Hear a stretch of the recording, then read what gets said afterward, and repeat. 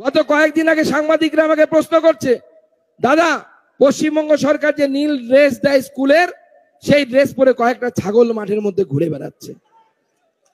দাদা কি হচ্ছে এটা? আমি বললাম কি হচ্ছে?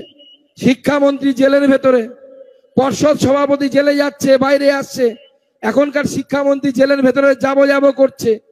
যে রাজ্যের শিক্ষা ব্যবস্থা এরকম হয়, সে রাজ্যের প্রাইমারি স্কুল থেকে ভালো ছাত্র বেরোয় না, ওই ছাগলই বেরোবে, ওগুলো ছাগলই ছাত্র, আর ওটাই পশ্চিমবঙ্গ সরকারের শিক্ষা ব্যবস্থা। আর কেন্দ্রের কাছে বড় বড় রিপোর্ট পাঠায় আর বলে আমাদের এখানে সব ভালো আছে, পুরস্কার পাচ্ছি আমরা। আরে পুরস্কার তো তোমরা যে রিপোর্ট পাঠাচ্ছ তার উপরে হবে। মুখ্যমন্ত্রী স্কুলে পাঠাবেন আপনাদের ছেলে মেয়েকে, মাস্টার ভুয়ো, সে মাস্টারমশাই পরীক্ষা দিয়ে আসেনি, পার্থ চট্টোপাধ্যায়ের বান্ধবীর খাটের তলায় টাকা দিয়ে এসছে, সেই মাস্টারমশাইয়ের কাছে পড়বেন।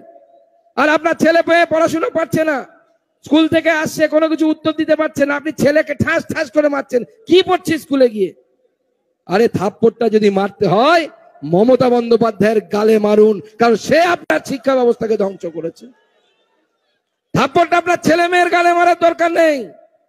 থাপ্পড়টা যদি মারতে হয় মমতা বন্দ্যোপাধ্যায়ের গালে মারবেন, সে আপনার ছেলে মেয়ের জন্য যে শিক্ষা ব্যবস্থা, সেই সরকারি শিক্ষা ব্যবস্থাকে ধ্বংস করে দিয়েছে, বিনষ্ট করে দিয়েছে। আর এখানে তো চোরেদের রাজারা বসে আছে, বঙ্কিম হাজরা, মন্টুরাম পাখিরা, কি আরো নাম বলবো নাকি? কেউ নিজে নিজে খাচ্ছে, কেউ আবার জামাই সহায়তে খাচ্ছে, হ্যাঁ জামাইকে নিয়ে খাচ্ছে। তবে চিন্তা নেই, যত চোরই আছে সব চোরেদের ব্যবস্থা হবে। ছোট চোরগুলোকে আপনারা এখান থেকে ব্যবস্থা করবেন, বড় চোরগুলোর জন্য আমরা আছি, আমরা দিল্লির সাথে কথা বলে বড় চোরগুলোর ব্যবস্থা করব।